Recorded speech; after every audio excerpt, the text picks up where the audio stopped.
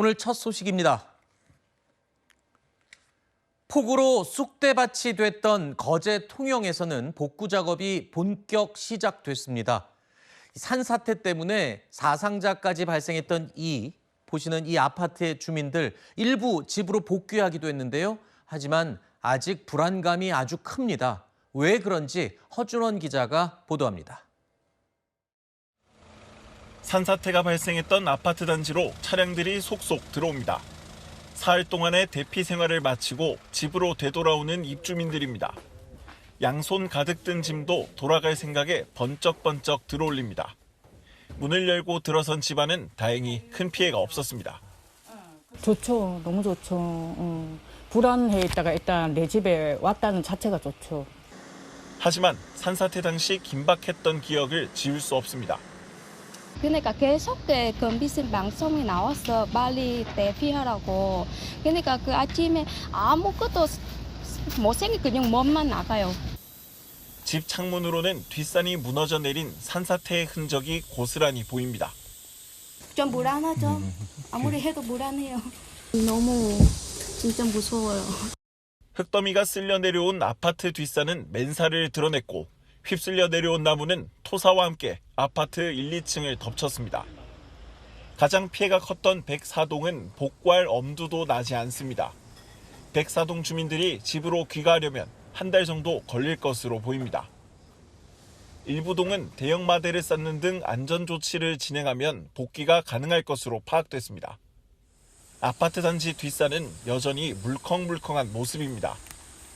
비가 그친 지 이틀째지만 아파트 뒤편의 산기슭은 발이 푹푹 빠질 정도로 물기를 머금은 상태입니다. 입주민들이 일상으로 복귀하기 시작했지만 추가적인 안전 대책이 필요해 보입니다. 채널A 뉴스 허준원입니다.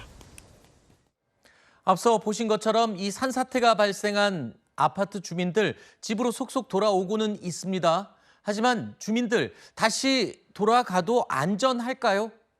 산사태 전문가에게 직접 물어봤습니다. 들어보시죠. 지금 추가로 날 거는 사실은 많지는 그러니까 비가 온다면 피하셔야 돼요. 비가 또 추가로 온다. 그러면 피하시는 게 상책입니다. 산사태라는 거는요. 비가 한꺼번에 많이 올 때 나올 수가 있고요. 비가 많이 안 오는데 꾸준하게 올 때 조금만 오더라도 산사태가 날 수가 있어요. 지금 우리나라의 재난관리 시스템은 복구 위주지 예방 위주가 아니라고요. 근데 사실은 예방이 더 중요하거든요. 조금 전에 들으셨죠? 산사태 전문가가 비가 내리면 무조건 피해야 한다. 이렇게 말을 했습니다. 그 이유가 있습니다. 단순히 비가 내린 양뿐만 아니라 토양 속에 물을 얼마만큼 머금고 있느냐, 이를 나타내는 토양 함수 지수라는 게 있는데요. 이미 폭우로 산에는 많은 물을 머금고 있는 겁니다. 지금은 비가 그쳤지만 이미 물을 많이 머금고 있는 상태에서 이제 적은 강수량만 더해지더라도 포화 상태에 도달한다면 또다시 붕괴할 위험이 아주 높아지기 때문입니다.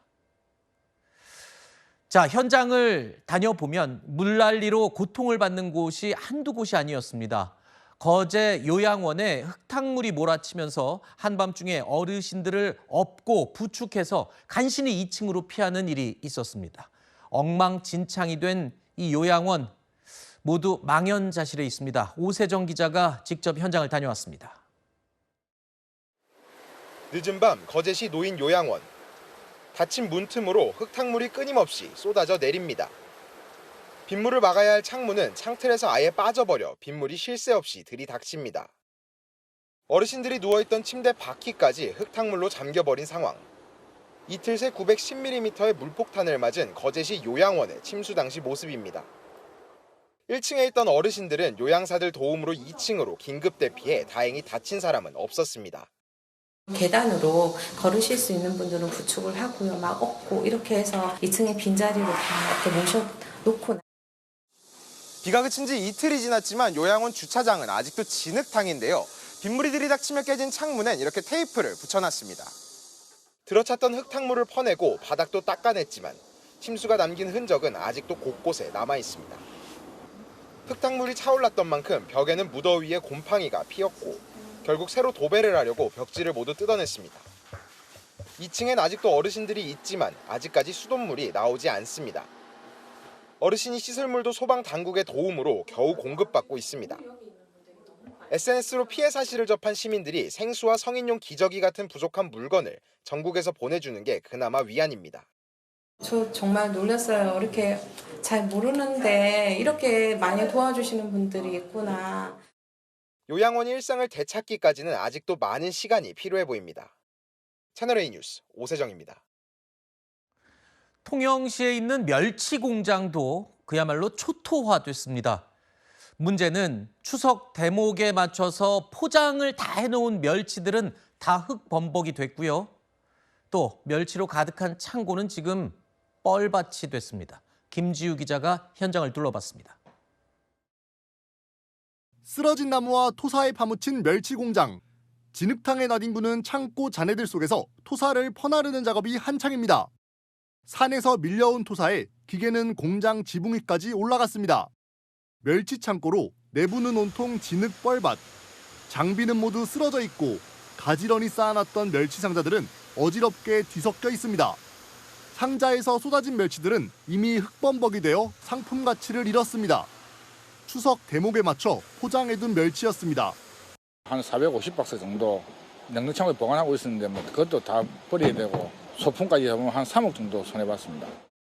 멸치 창고 옆 굴 배양장도 폐허가 된 건 마찬가지. 굴 배양용 물탱크는 토사에 휩쓸려 뽑혀나갔고 건물 외벽도 손상됐습니다.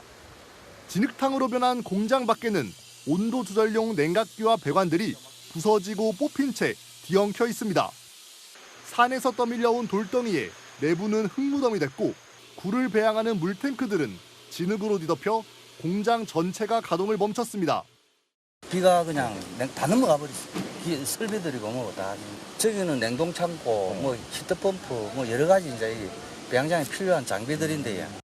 한순간에 삶의 터전을 휩쓸고 간 폭우의 위력에 통영 시민들은 망연자실할 뿐입니다. 채널A 뉴스 김지우입니다.